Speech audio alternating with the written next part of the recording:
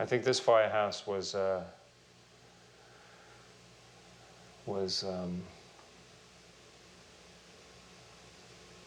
we felt pretty lucky here because we didn't lose anybody. So I think all the guys here felt, you know, that they wanted to get down there and try to find somebody. And if you could have found one person, you know, that was well worth it. You know what I'm saying? That was the driving force to this day. You know, so many weeks later, that, you know, if you had the hope of one person being alive down there, you wanted to go find them. Whatever risk you were putting yourself at, you know, you wanted to come up with one person. You know, just say, hey, look who we found. And guys were putting themselves in pretty precarious spots. These guys don't know if there's something else planned. They didn't know the bridges were going to blow up. You know, everybody had the same fears. These guys, I had the fear of not getting home to hug my kids. These guys left home to come here to make sure that we were strong enough to do what we had to do. So that was very touching, to, you know, to see that people, you couldn't keep them away.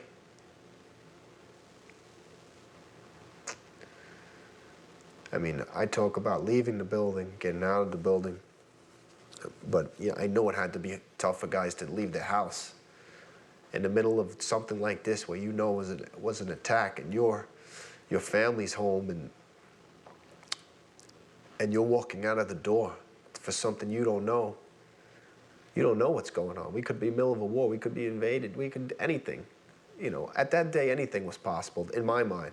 I was watching the news and talking on the phone at the same time, and I remember thinking to myself, I didn't think I was going to ever come home again. I was thinking this was the worst disaster that the city has ever faced. All my friends were dead. In my mind, they were all dead. There was no one going to survive something like this. And I knew I had to go in there and help. I had to dig these guys out, not knowing if there was going to be another collapse, another bomb, another explosion, or whatever it was. So while I was waiting for my friend to come back, I took the time to write a quick letter to my wife and kids, telling them that I love them, and basically saying goodbye, because I didn't think I was coming home anymore.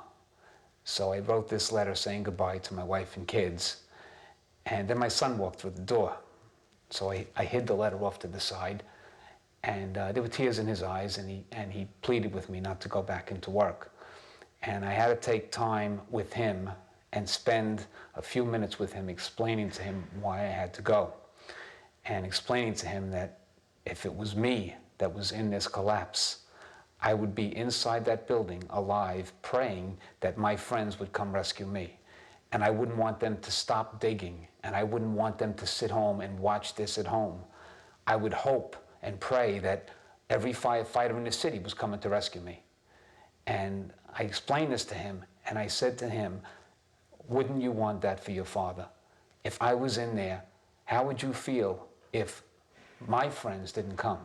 How would you feel if you found out that there were firemen that stayed home when they should be in there rescuing me? And when I put it in that perspective, he's old enough to understand that. And he told me he loved me, and he said, then go. He said, if you die, I'll never forgive you. And I just said, well, I'm not going to die, I'm going to be back. I said, I'll be back. But I didn't believe that. We got to get people out. I'm thinking, my God, members and civilians, but let's dig like hell. But you really can't. You have to, they have a system, and you have to do it right, because you can cause more damage than good. So we followed it, and we concentrated on areas they figured there would be people. I think they only came up with one person, actually, that day. That was a survivor. There were many,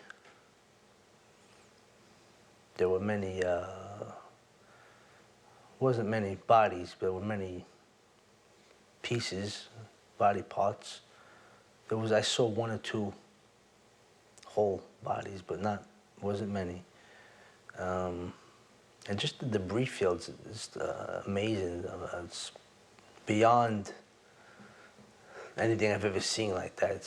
I've seen collapses and then demolition buildings, but nothing like this. Was unbelievable. Like I said, there wasn't a door, there wasn't anything to be found. It was all disintegrated, all rubble. Concrete was small little pieces, not even slabs. No desk, no furniture, no computers, no phones, no anything. So I imagine the people were the same as the building, nothing left.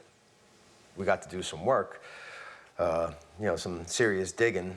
But the only bad thing is that we were going by smell. This is how we were finding the people. The people were starting to decay or whatever, and it, you know, you open up a little pocket or something, and all of a sudden you get this bad smell, and like, oh man, there's somebody here. So we started digging there, and you know, we started finding backpacks and you know, different things. But there was so much steel there that it was hard to dig down. So the construction companies were there with cranes and, you know, big claws that can come down and grab these things. And all the iron workers were there with big torches. And, you know, the laborers and the iron workers, you know, they were fantastic. Looking down there, and it was hot. Everything, you know, it wasn't steady, so you couldn't climb down there. But shining flashlights, I could swear I found that, no, I saw that pair of bunker pants. And I think I saw 2 helmets. And I'm looking and I'm saying, where's the guy that's supposed to be in those pants? And I said, I didn't, you know, try to keep up hope. But, you know, you got an image of a pair of bunker pants hanging off a piece of rebar with no fireman in it. It's a little difficult to keep hope. I remember the downtown area was all dark. All the power was out, and everything was dark. And I remember walking somewhere late at night, probably again around midnight, and just walking away from the Trade Center now, up West Street towards the firehouse. And probably because my feet were killing me, it was more like a shuffle than a walk. And realizing at that point that my brother was gone, and we lost hundreds of firefighters, and they were gone too. And I just remember the tears coming down my face, walking into the darkness, and, with not a lot of hope at that point, opposed to the day before where, you know, I thought that things would be okay. I knew there was not much hope at all. And that was a real hard time. That was a long walk back to the firehouse. I would explain to the guys at roll call and at drill how it's important that we get back to what we were doing, and how it's important that when you show up to work, you have to be ready to go to a fire. That it's a very, very serious job that we do, and that you have to come here and be ready to give 110% of yourself all the time. And I would say it, but I didn't do it. I didn't believe it.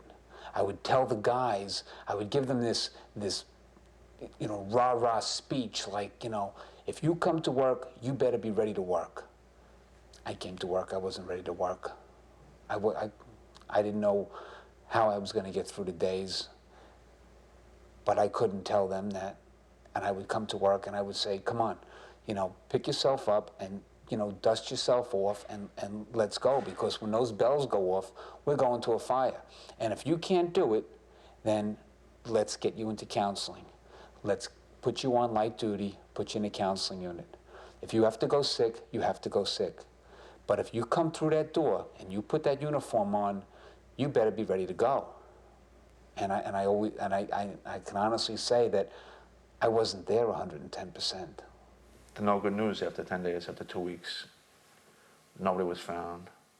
And then all the names are coming up and all the people you know and all the guys in the battalion, and so many guys you work with are gone. And then you look at the pictures and there's so many young guys, new guys on a job. We can see the pictures. They still got the crew cuts. They're 1, 2 years on a job at the most. Some of them less than that. Some 14-week guys on a job. And to see the young kids in the paper and the faces, it's a horrible thing. And then every day now, you know, first it was Dickin. Now every day we're going to 1, 2, 3, 4 wakes. There's funerals and memorial services. Every day, you're off, and you know you want to do it for the family. You got to do it for the brothers, and you got to do it. It's a fire department tradition, and you got to try your best to make as many as you can for their families, for yourself, and it's hard. I just spent an hour and a half just putting names on the board. 22 names of the recent guys for memorial services. You know, a very good friend of mine that I went to high school with. That shit. You know, I had more of his clothes in my bureau than I did on my own. When we were kids, you know, going out, going to the shore, going here, going there, drinking beers, chasing women. All those things. A lot of good times with a lot of different guys, you know. As kids and growing up, you know, come over to my house for block parties and, you know, just to buy barbecues and laughing and joking. It's gone. As quickly as you blow out a match, they're gone. Flip a switch, they're gone. That's it. Those buildings came down. Gone. I guess there's a lot of guilt too, you know. I mean, why am I alive and all these other guys died, you know, and why'd that happen? And then somebody says, oh, it wasn't your time. It wasn't your time, right? Like I'm born and then I got some sort of time that I'm supposed to fucking die, you know? All right, can't somebody tell me that time now? And what's that? They say God works in mysterious ways and the timing and all that stuff. I don't know. Another 15 seconds, we would have been turning the corner on West Street and forget it, you know? Just forget it. Yeah, I don't know why myself and the other guys were picked to survive this. You know, I'm not any better than anybody else. I'm just a firefighter. And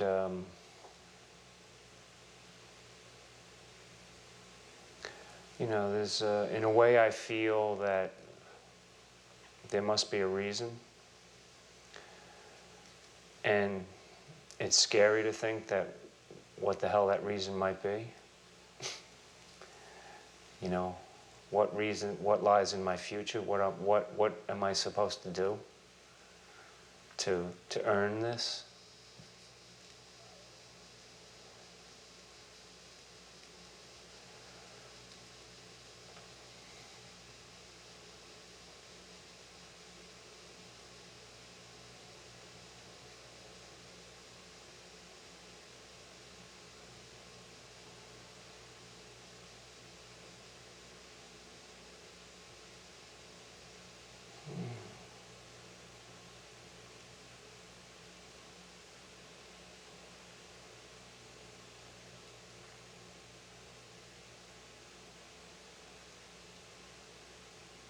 It's not easy being a survivor.